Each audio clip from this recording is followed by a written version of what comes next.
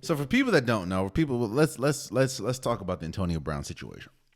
Because I have some feelings on the Antonio Brown situation. So on Sunday, something happened. You know, the Bucks were playing the Jets, and something happened. But I don't know if it was between the coaching staff or Antonio Brown. I'm hearing a lot of different stories, but at the end of the day, Antonio Brown took off his jersey, threw it at the bench, took off his shirt, took off his gloves, threw it in the stands, pretty much waved the peace sign on his way out, which then led to Bruce Arians saying that Antonio Brown is no longer a Buccaneer.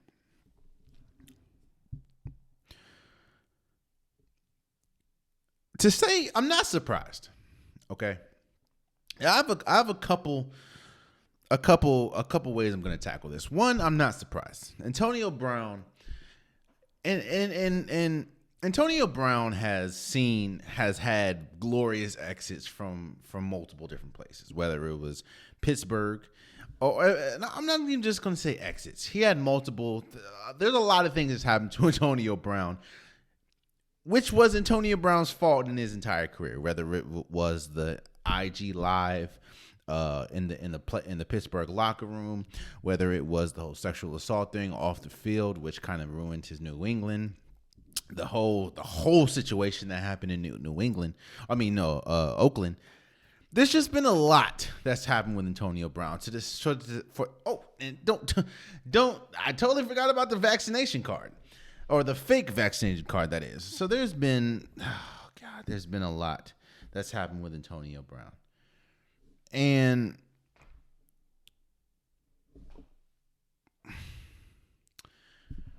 a lot of people, and here's my biggest problem with the situation. A lot of people want to say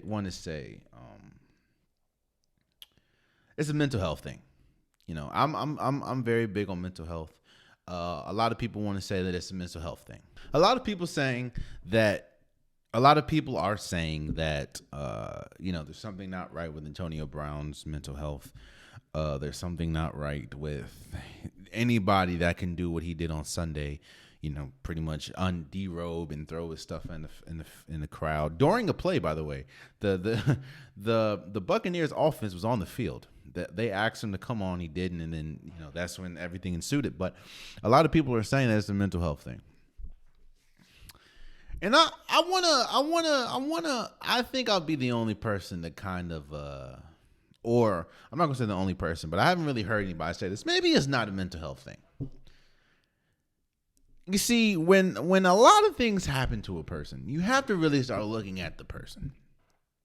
And while a lot of, get the help he needs, maybe he doesn't. Maybe this is who Antonio Brown is. Maybe Antonio Brown's the person that IG Lives after a big game in the locker room, which is supposed to be sacred. Maybe Antonio Brown is the person that gets fake vaccination cards. Maybe Antonio Brown is the person that does the sexual assault stuff, which that is a very serious offense.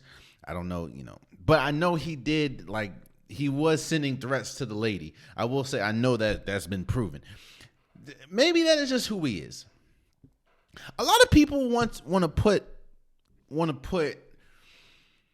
mental health behind something that they don't understand, or just goes completely against the norm in the negative way. Oh, that's definitely a mental health thing. Maybe this is just who Antonio Brown is. Maybe Antonio Brown is just a person that just does stuff like this maybe he likes the attention. I don't know. But I know one thing that a lot of people say is that money doesn't change you.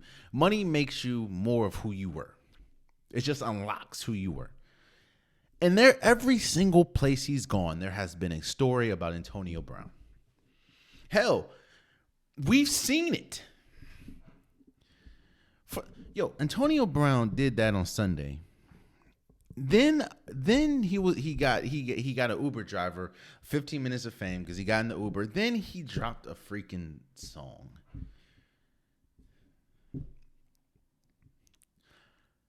Maybe it's not a mental health thing. Has anyone ever really thought of that?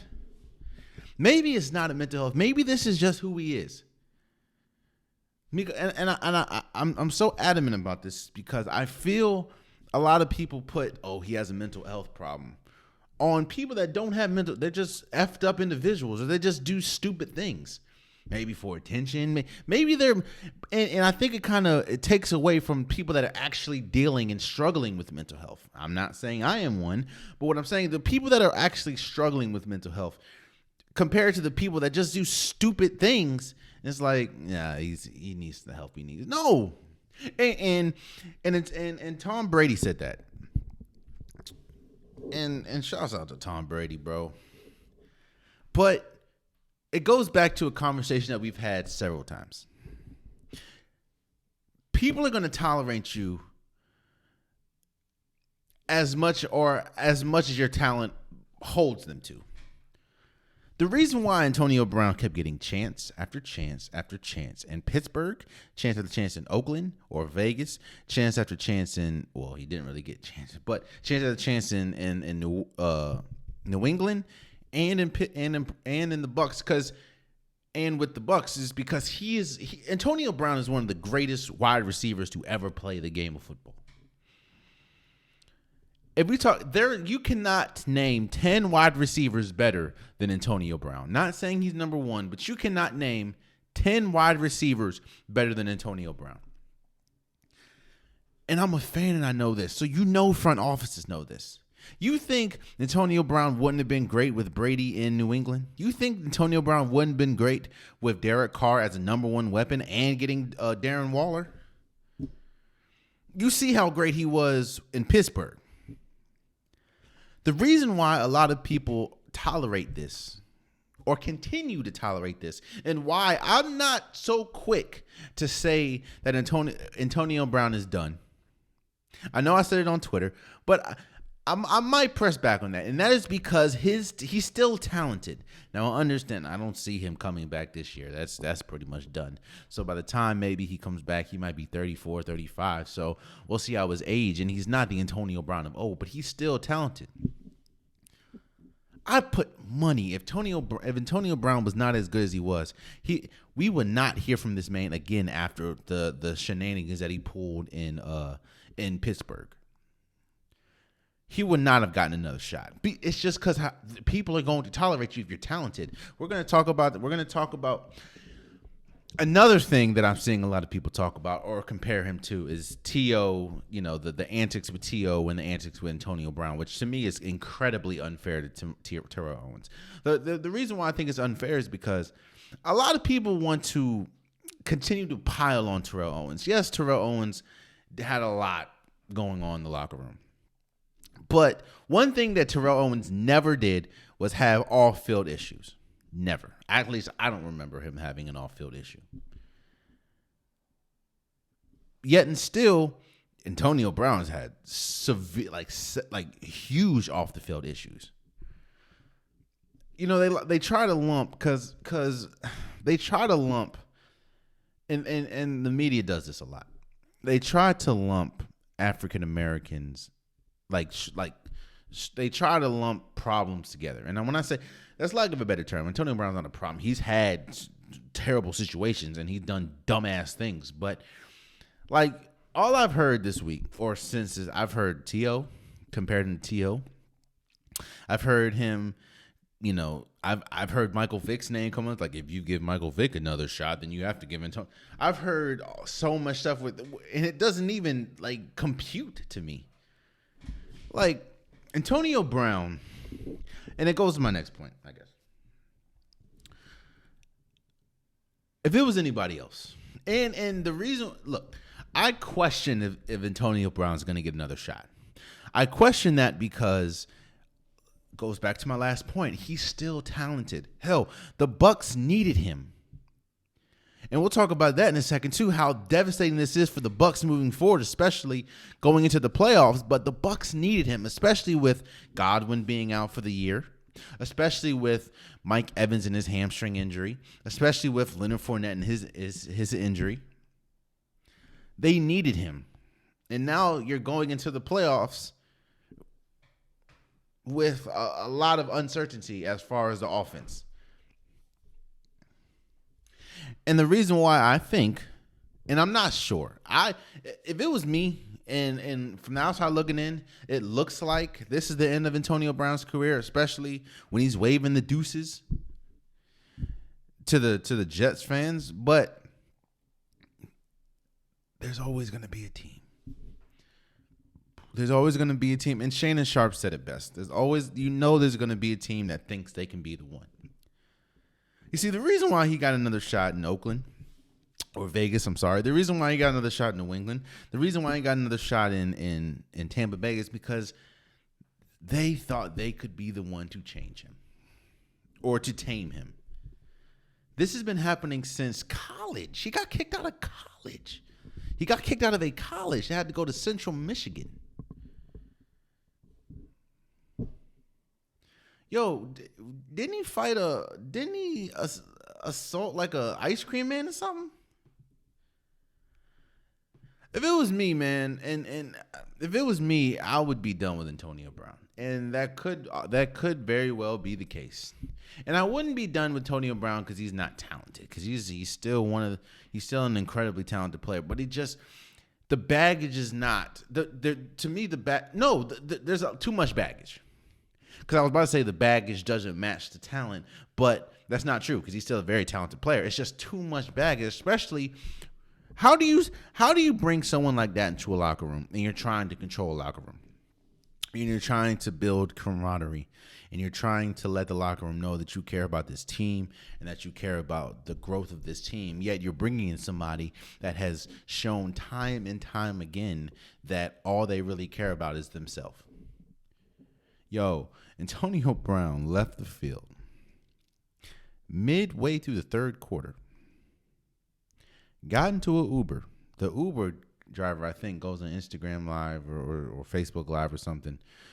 Gets his 15 minutes of fame. He then drops a track. The very next day, the man goes to a Brooklyn Nets game.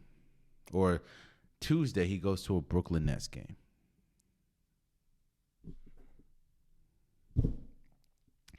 Like,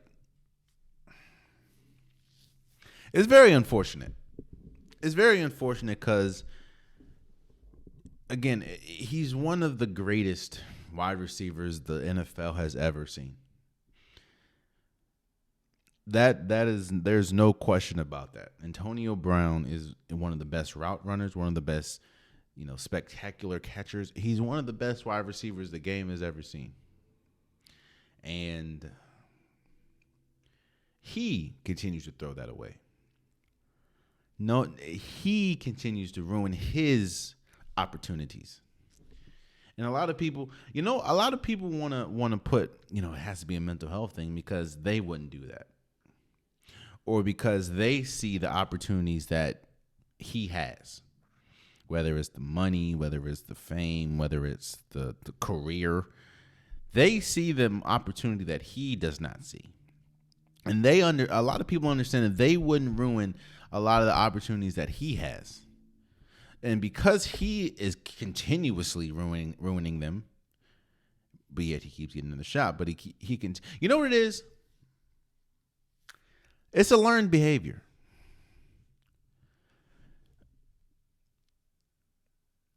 Because this wasn't addressed when it first happened in Pittsburgh, because it wasn't addressed when it first happened in Vegas, he thinks he can continue, or in college, he thinks he can continue to do this.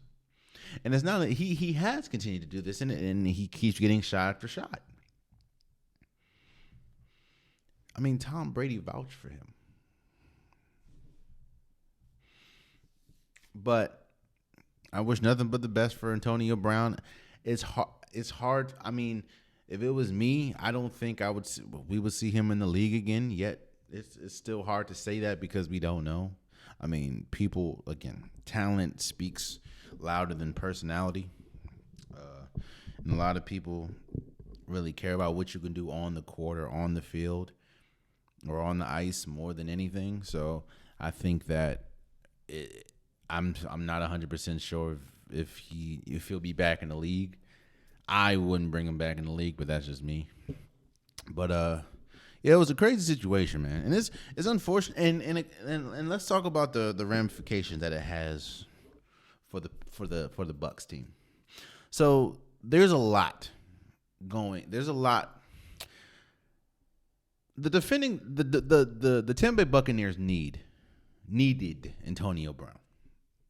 They needed Antonio Brown. And this is a devastating loss for them. They needed Antonio Brown because, like I said before, the injury to Chris Godwin, the uncertainty with Mike Evans, the uncertainty with Leonard Fournette.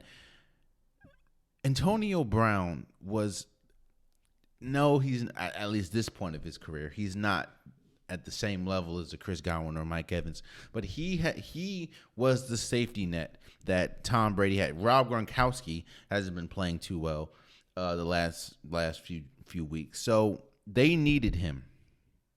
And now you're going into the playoffs, right?